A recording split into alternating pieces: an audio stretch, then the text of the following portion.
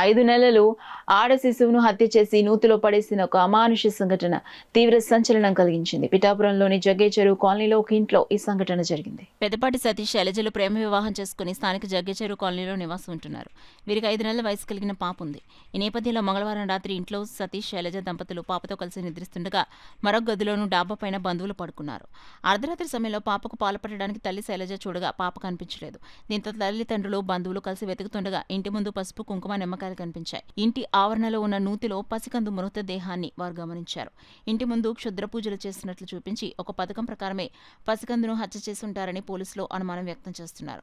సంఘటన స్థలానికి కాకినాడ జిల్లా ASP Manish Devaraj Patil, Pithapuram CI G Srinivas, పట్టణ ఎస్ఐ మణికుమార్ పరిశీలించారు. సంఘటన స్థలాన్ని క్లూస్ టీం పరిశీలించింది.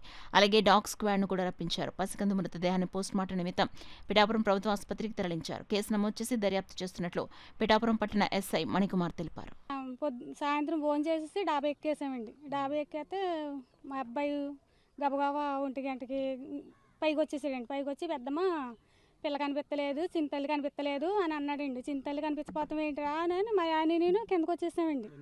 ఫోన్ చెయ్యి నా సెల్లకి మా అన్నయ్యకి గట్రా ఫోన్ చేయాలి నేను అందండి. నేనేమో ఫోన్ చేసుకుంటా ఫోన్ చేస్తానండి. అదేమో సైలెన్స్లో పెట్టేసిందండి ఫోన్. సైలెన్స్లో పెట్టేసలేకి ఎక్కడుందని నిలుక్కుంటూ తిరుగుతున్నానండి. తిరిగేలేకి ఆ సెల్ ఏం చేసిందండి, గోడ అవతల ఉందండి సెల్. అది మా తోటకోళ్ళండి, అన్నవరం ఉందండి. అన్నవరం ఇక్కడ ఉంది సెల్ అనేలేకి అక్కడ నాకు సెల్ కావాలనేలేకి మా ఆయన గబగబా వెళ్ళి సెల్ తీసుకుని వచ్చాడండి. తీసుకుని వచ్చేలేకి అందరికీ ఫోన్లు చేసామండి. అసలు ఏంటి గబగబా అని లోనికి వెళ్ళి చూసేలేకి పిల్లలేదండి. అసలు ఏం జరిగిందిరా ఏంటంటే, అమ్మ శైలజ పిల్లకి పాలు ఎడతారనేలేకి చెయ్యేమో తడివేలేకి చింతలు కనపడలేదు పిన్ని పెద్దమ్మ అనేలేకి ఎలా జరిగింది ఏంటి అనేలేకి ఇలా జరిగిందండి. పిల్లలు మరి ఎవరు తీసుకెళ్ళిపోయారో కూడా తెలియలేదండి. మేము గబగబా బయటకు వచ్చేసేలేకి పసుపు కుంకుమ నిమ్మకాయ పెట్టేసి ఉన్నాయండి. మరి ఆ సంగతి ఎవరు చేశారో కూడా మాకు తెలియదండి. అర్ధరాత్రి కూడా తలుపులు కొడితే ఏమైందో ఏటని కాలేజ్ చేసి రాలేదండి. మాకు ఏమైందిరమ్మా అంటే ఏడుతున్నాడు కానీ చెప్తలేదండి. అసలైంది ఏట్రా అసలు ఎందుకు వచ్చావు ఏటి అన్నాడంటే ఇలా పిల్ల కనపడతలేదు అత్త, పిల్ల కనపడతలేదు అత్త, పిల్ల కనపడతలేదు ఎవరు తీసుకురా తెల్లదత్త అనేసి అంటున్నాడండి.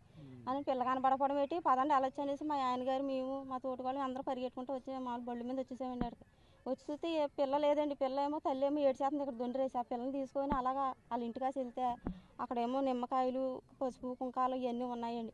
పిల్ల కనిపించలేదు, ఇవన్నీ ఉన్నాయి. పిల్లని ఎవరో తీసుకుపోయారు అయితేనేసి గబగబగా మా ఆయన గారిని కట్ట వీళ్ళందరిని ఎత్తమంటే ఆ తుప్పల్లో కట్ట తిరిగి నెతుకుతుంటే అయ్యో పక్క ఒక ఆవిడ ఎలాగ లైట్ వేస్తా చూస్తే మామూలుగా బావిలోనే ఉందండి అమ్మాయి. పాప అందులో ఉందండి. ఉంటే పాపం కాబడికే మా ఆర్బస్ గారు ఆయన గారు వెళ్ళి పోలీస్ స్టేషన్కి వెళ్ళి రిపోర్ట్ ఇచ్చేసారండి.